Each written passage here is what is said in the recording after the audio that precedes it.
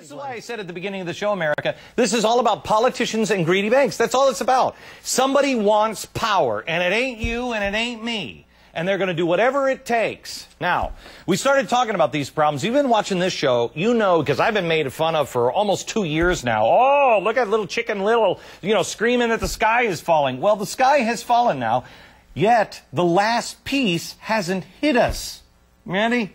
Wasn't popular to call attention to the trouble way back when, but this program has made a commitment to bring you some of the leading experts who are willing to say that's tough stuff that every weasel will say now.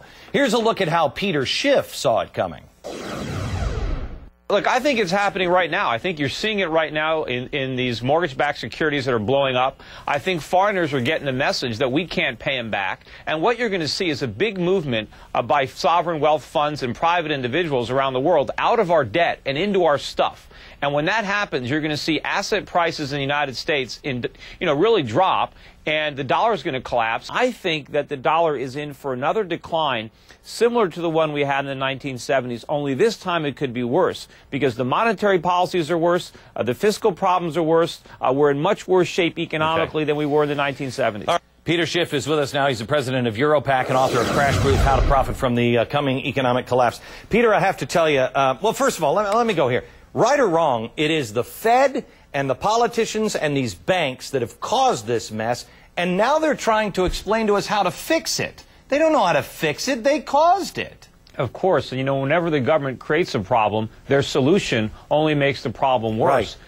But, it goes to the very core, the very foundation of our economy. It's not simply a financial crisis. The problem goes to the fact that our economy is based on borrowing money to consume. And we have to go deeper and deeper into debt so that we can keep consuming. But the problem is we have no means of paying back the money. And now that creditors are figuring this out because they're going bankrupt left and right, this whole phony economy is going to come toppling down. Okay, this is what frightens me here, Peter, that I don't know how to get out of this little box.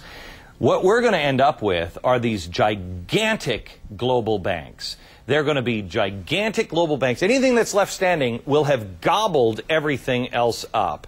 And it will be in bed with the Fed. It will be in bed with the highest level of government. Correct? Stop me if you think I'm wrong.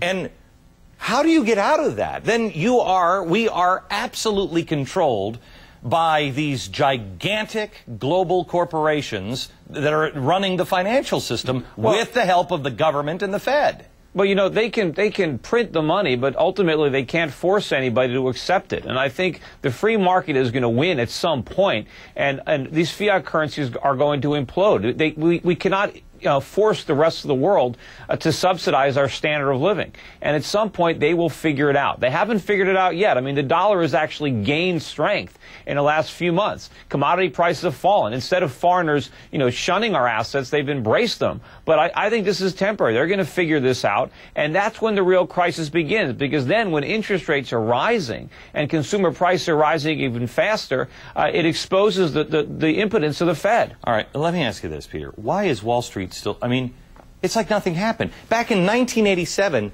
you had some problems, but you didn't have anything like this. And Wall Street, the Dow fell 20 points. We're down, 4 points? Yeah, I don't know. It's amazing. The only thing that's resilient is not our actual economy, but the markets have remained resilient in the face of horrific economic news. Why? Look, people don't understand. Look, for a long time, people were buying these subprime mortgages. They thought they had value, and now they don't have any. Peter, do you remember who was it? Was it Warren Buffett said, never buy something that you don't understand? He said this during the tech bubble, I think.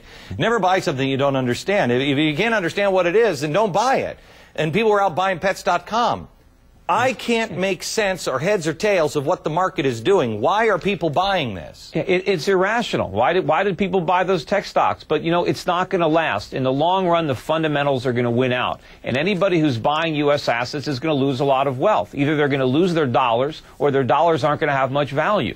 But if you want to be rational, you'll take advantage of this opportunity and get rid of the dollar while you can. Okay, Peter, thanks an awful lot. Let me tell you something. After September 11th, the president said, what are you going to do for your country? Go shopping. Let me tell you something that none of these people will tell you. You know what you can do for your country? Save your money. Make sure you are as prepared and as safe as you can, because somebody next door to you gonna need, you know, can I borrow a box of food? It's coming.